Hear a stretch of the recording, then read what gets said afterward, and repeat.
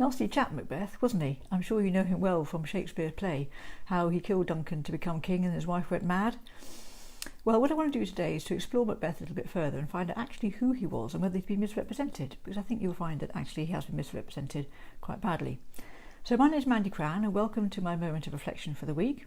I've been doing them for about 5 years now with the aim really of helping you to take a step back from your busy day and just see the world in a slightly different perspective. So as we go through, please like and share, and especially if there's somebody you think this would really help, then please do forward it on to them. Feel free to make comments and I'll reply to them after I finish the video. So the quote for this week then, great is the power of misrepresentation. So Macbeth, let's talk a little bit about Macbeth, who he actually was in real life, and then we'll compare him to Shakespeare's Macbeth.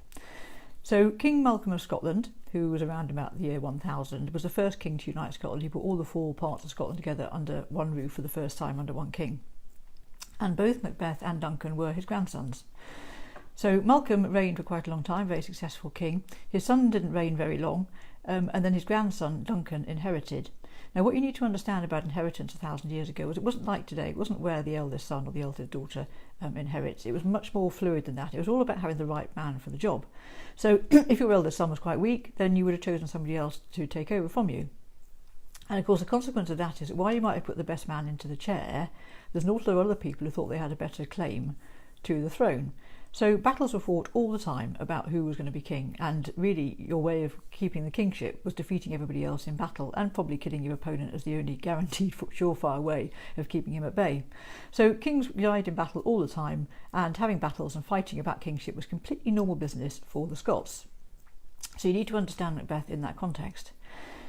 Anyway, so Duncan becomes king. Now he's actually a very weak king, he only lasts 6 years. He's very weak-willed, he's very ambitious, it's all about him and not about the people.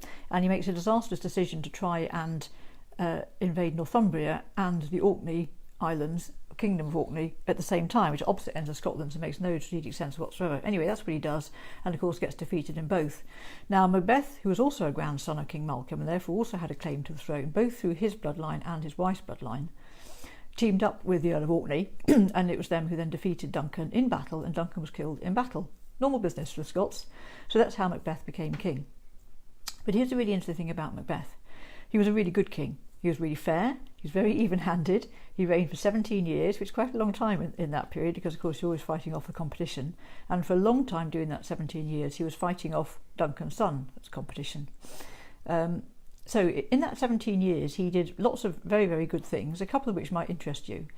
He brought into law a couple of old Celtic traditions, which were obviously just sort of word of mouth, and one of them which that women and children must always be protected by all the officers of the land, which is quite innovative for 1,000 years ago. But even more interestingly, he brought into law that daughters had the same rights of inheritance as sons. That's very forward thinking for this period in time. And he actually ruled such a stable kingdom that in that time he actually had the spare time, which is unusual, to actually go all the way to Rome on a pilgrimage and to distribute alms to the poor. So Macbeth actually had a very, very good reign. Now Duncan's son, which is another Malcolm, was always on his heels, and he was always nibbling away and trying to bring Macbeth into battle so he could try and kill him. And Macbeth managed to avoid that most of the time. He always managed to win until after 17 years Malcolm did actually kill him, and that's how he became the next king. Again, normal business for the Scots. So that's the real Macbeth. So let's talk about the Shakespeare's version of Macbeth, which we know was the complete opposite version. So let's have a look about why Shakespeare might have actually done what he did to Macbeth. If you think about when he was writing the play, he wrote the play just after James I of England and VI of Scotland came to the throne in England. So a Scottish king had come onto the English throne. So Shakespeare, I guess, was trying to write a play that would endear him to the Scottish king. So therefore it had to be about Scotland. The next thing is that James I and VI had a real interest in witches. He'd actually written a book about witches a year or so previously. So therefore, I guess that's why the witches are in the play. But I think the most interesting thing, and perhaps why Shakespeare wrote the play he did, was that Banquo, now Banquo, going back to Macbeth, if you remember in the play, was the one who kept on trying to persuade Macbeth not to do bad things. So he was the good guy, effectively. In real life, Banquo was a pretty dodgy character. But James I and VI of Scotland was descended from Banquo, apparently. So if you're going to put Banquo into a play in front of somebody who's been descended from him making a really bad, nasty bit of work, that's not going to go down very well. So therefore Banquo had to be the good guy. And therefore, by definition, you need to have a bad guy to bounce that off, and Macbeth is the obvious candidate because Banquo worked from Macbeth. So if Macbeth is a bad guy, Duncan therefore has to become the good guy too, and so therefore you have the basis for the play. So it's very interesting how Shakespeare has woven together fact and fiction to make something that is completely removed from history. But here's a really interesting thing I want to talk about today. Just think about how Macbeth has been misrepresented. Now, very few people study Scottish history. Only if you're in a Scottish school will you study Scottish history. I certainly didn't.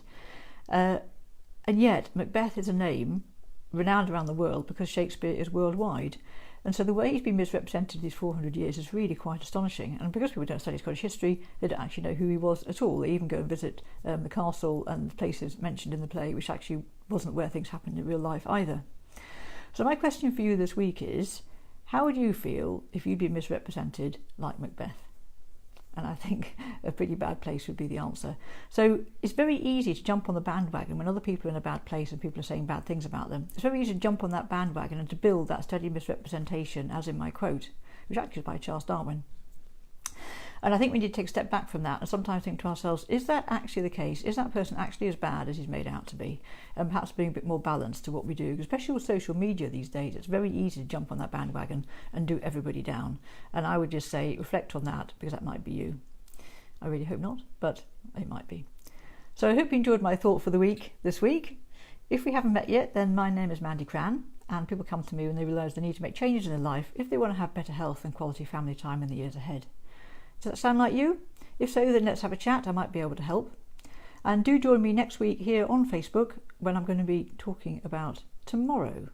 It's in a week's time, but I'm talking about tomorrow, if that makes sense. It'll make sense on Friday. So have a fabulous week, and I look forward to seeing you next Friday.